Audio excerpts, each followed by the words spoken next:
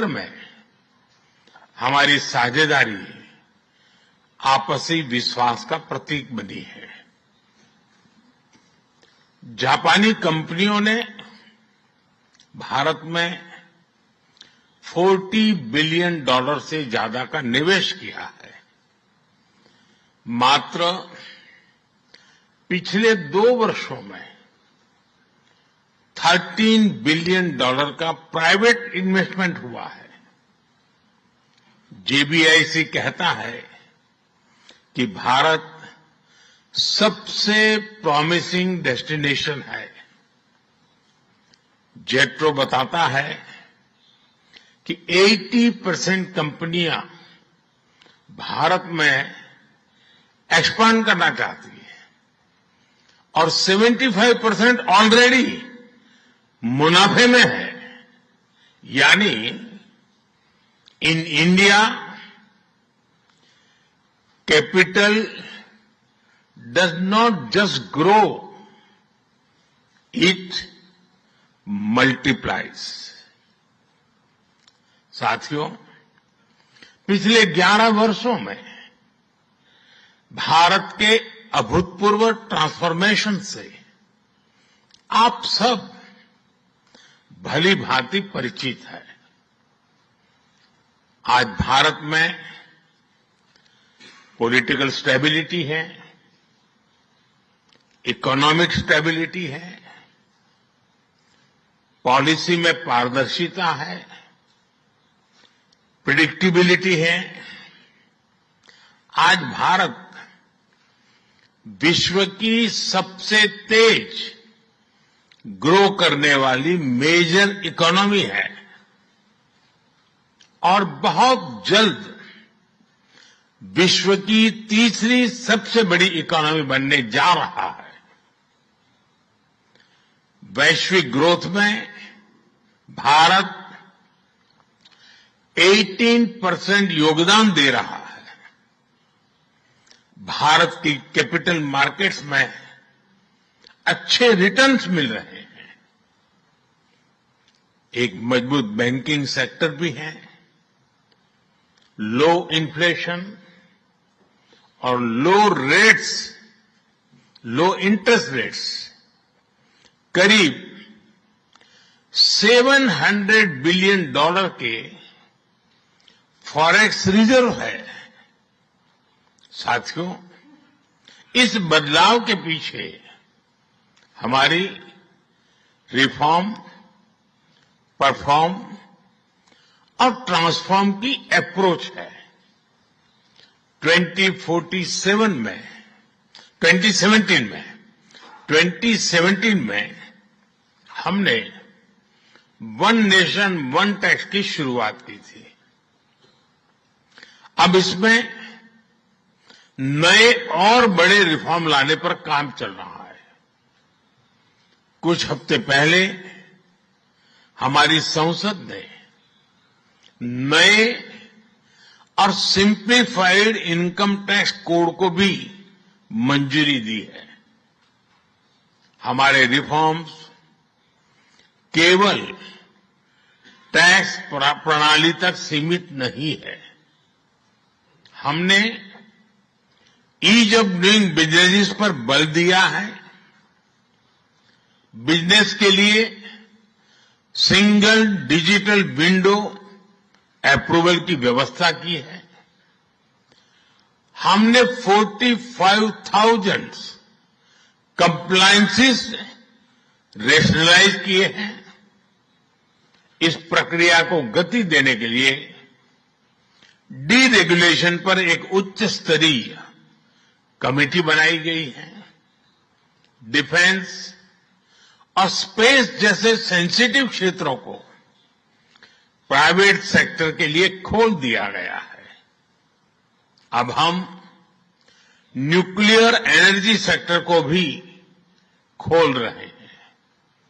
साथियों, इन रिफॉर्म्स के पीछे हमारा विकसित भारत बनाने का संकल्प है, हमारा कमिटमेंट है, कन्विक्शन है और स्ट्रेटेजी है। और विश्व ने इसे रिकॉग्नाइज ही नहीं, एप्रिशिएट भी किया है। S&P ग्लोबल ने 2 दशक बाद भारत के क्रेडिट रेटिंग अपग्रेड किए हैं। The world is not just watching India, it is counting on India. साथियों, अभी भारत जापान बिजनेस फोरम की रिपोर्ट प्रस्तुत की गई। कंपनियों के बीच हुई बिजनेस डील्स, इसका बड़ा विस्तार से वर्णन दिया गया। इस प्रगति के लिए मैं आप सभी का बहुत बहुत अभिनंदन करता हूं। हमारी साझेदारी के लिए मैं भी कुछ सुझाव बड़ी नम्रतापूर्वक आपके समक्ष रखना चाहूंगा। पहला है मैन्युफैक्चरिंग। ऑटो सेक्टर में हमारी भागीदारी बेहद सफल रही है और अभी प्रधानमंत्री जी ने इसका विस्तार से वर्णन किया। हम साथ मिलकर वही magic batteries, robotics, semiconductor, ship building और न्यूक्लियर एनर्जी में भी दोहरा सकते हैं। साथ मिलकर हम ग्लोबल साउथ, विशेषकर अफ्रीका के विकास में अहम योगदान दे सकते हैं। मैं आप सबसे आग्रह करता हूं, कम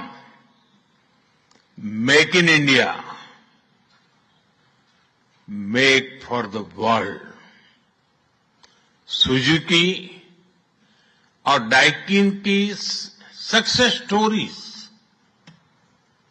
आपकी भी सक्सेस स्टोरीज बन सकती है। दूसरा है टेक्नोलॉजी और innovation. Japan tech power house है और भारत एक टैलेंट पावर हाउस है। भारत ने AI, semiconductor, quantum computing, biotech और स्पेस में बोल्ड और एम्बिशियस इनिशिएटिव लिए हैं। जापान की टेक्नोलॉजी और भारत का टैलेंट मिलकर इस सदी के टेक रिवॉल्यूशन का नेतृत्व कर सकते हैं। तीसरा क्षेत्र है ग्रीन एनर्जी ट्रांजिशन। भारत तेजी से 2030 तक 500 गीगावाट रिन्यूएबल एनर्जी के लक्ष्य की ओर अग्रसर है। हमने 2047 तक 100 गीगावाट न्यूक्लियर पावर का भी लक्ष्य रखा है। सोलर सेल्स हो या फिर ग्रीन हाइड्रोजन, साझेदारी की अपार संभावनाएं हैं। भारत और जापान के बीच जॉइंट क्रेडिट मैकेनिज्म पर समझौता हुआ है। इसका लाभ उठाकर क्लीन और ग्रीन फ्यूचर के निर्माण में सहयोग किया जा सकता है। चौथा है नेक्स्ट जेन इंफ्रास्ट्रक्चर।